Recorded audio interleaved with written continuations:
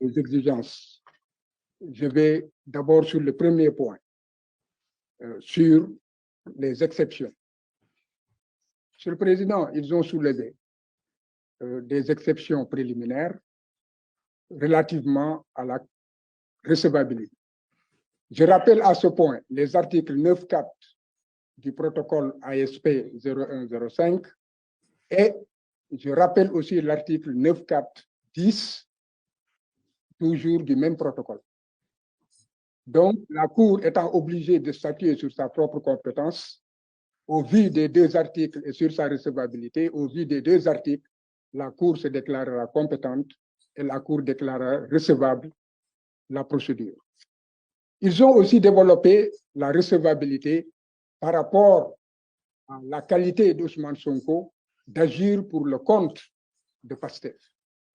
Parce qu'il a agi dans le cadre de votre saisine, est-ce non pour les violations personnellement subies et pour le compte du parti politique, le PASTEF, en tant que dirigeant légal. L'interprétation des textes que vous avez en fait traduit en jurisprudence, c'est qu'une personne morale comme une personne physique peut vous saisir de violations dont elle est victime. C'est à ce titre que la saisine de M. Ousmane Sonko est recevable au vu de l'article 10D, puisque de votre règlement, puisque sa requête n'est pas anonyme et elle n'est portée devant aucune autre cour de justice internationale compétente. Il en est de même pour le parti, le PASTEF. Vous avez dans le dossier tous les documents attestant de ce que c'est un parti régulièrement constitué et reconnu par l'État du Sénégal. Et c'est un parti qui mène des activités régulières, qui a des droits démocratiques et des libertés politiques à exercer. Ces violations ont été exposées. Monsieur le Président, jamais, je dirais, dans l'histoire politique des États en Afrique, un opposant politique, d'après les indépendances, a été autant persécuté, brimé, violenté et privé de ses droits essentiels de l'homme. De l'atteinte au droit d'aller et de venir, à la violation du droit à la sûreté, de l'atteinte au droit de propriété, à celle de sa vie privée, de l'atteinte aux droits et libertés démocratiques, au droit d'obtenir par un État l'exécution et la soumission à ses propres lois. Comme illustration, nous avons les décisions rendues par un juge par rapport à une question qui fut un obstacle dressé par l'État du Sénégal pour attenter aux droits politiques et démocratiques, aussi bien de PASTEF que de M. Ousmane Sonko. Le juge d'instance compétent a rendu sa décision et au vu des textes de loi qui vous ont soumis, vous verrez que sa décision, une fois qu'elle est notifiée, doit être exécutée. L'État du Sénégal s'est empressé, et par l'organe de l'agence judiciaire, à contester cette décision. Je ne reviendrai pas sur d'autres aspects qui n'honorent pas, en fait, la justice, notamment les autorités par rapport à des remarques faites à un juge simplement impartial et indépendant qui a appliqué la règle du droit. Par ailleurs, l'article 47, paragraphe 4, toujours du Code électoral, font comprendre dans sa lecture que les décisions ne doivent pas attendre et qu'elles doivent être immédiatement exécutées au vu de l'urgence et au vu des échéances fixées par le Code électoral. Alors, la Sénat, la Commission électorale nationale autonome, mon confrère vous l'a dit, tu n'y reviendrai pas.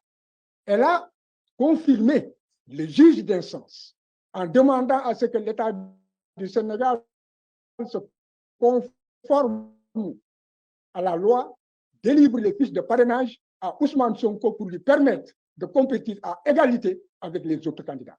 Et c'est là qu'il y a l'urgence, c'est là qu'il y a célérité, et c'est là qu'il y a que lorsque la Cour tarde à rendre une décision, alors les griefs que nous avons portés feront, en tout état de cause, qu'il y aura un dommage irréparable. Nous sommes à 3 jours du dépôt des fiches de parrainage et vous avez les dispositions légales qui vous permettent de voir combien il est difficile effectivement de collecter les parrainages, et l'article 29 de la Constitution en fait une exigence, de même que les textes sur la loi électorale. Aujourd'hui, Monsieur le Président, pour aller court, l'urgence, c'est le contexte électoral. L'urgence, ce sont les échéances électorales. Aujourd'hui, il y a d'abord déjà la violation du droit à l'égalité des citoyens dans la compétition pour la conquête du pouvoir suprême. Tous les autres candidats ont leur fiche de parrainage depuis plus d'un mois. Ousmane Sonko est juste à 3 semaines du dépôt des fiches qui sont en fait des conditions essentielles sur la validité de la candidature à l'élection présidentielle et essentielles pour l'acceptation de sa candidature pour les élections et la compétition électorale. Monsieur le Président, je pense que nous ne reviendrons pas sur certains points, notamment sur aujourd'hui le comportement de l'État du Sénégal, qui, malgré votre saisine et malgré les dispositions impératives de l'article 22, paragraphe 2 de votre règlement, a aggravé les différends. Mon confrère vous l'a dit, je n'y reviendrai pas. Ce différend, c'est que l'État du Sénégal a procédé d'office à la radiation, a refusé de le rétablir malgré une décision de l'autorité judiciaire, malgré une décision de l'autorité administrative, dont vous pourrez voir effectivement les pouvoirs qu'il détient, notamment dans le code électoral. Je ne citerai que les articles 2, les articles 3 du code électoral, les articles L13, qui sont en fait des pouvoirs d'injonction, des pouvoirs de substitution. Et pour cela, l'État du Sénégal a renvoyé toute l'équipe pour prendre de nouvelles équipes, parmi lesquelles il y a des militants du parti politique du pouvoir en place, sans compter les autres violations. Monsieur le Président, je pense que j'ai ramassé, par respect à la Cour, j'ai tout ramassé et que je m'en tiens à ces observations en précisant simplement que la décision de radiation est fondée sur la contumace. M. Sonko est arrêté, il est en prison. On lui reproche de n'avoir pas renoncé, d'avoir déclaré expressément ne pas acquiescer. Sans la forme administrative, nous avons ici des documents que nous vous avons transmis qui prouvent que non seulement par le biais de son avocat, il y a une transcription régulière au greffe du tribunal, mais encore par la voie hiérarchique, vous avez la correspondance de la directrice de la prison qui a dit qu'elle a transmis au procureur de la République compétent et au greffe compétent pour leur faire signifier que M. Ousmane Sonko conteste la décision de contumace et demande à être jugé. Vous avez une lettre demandant l'enrôlement, l'État. Le Président, vous êtes juge des droits de l'homme, c'est le destin d'un peuple.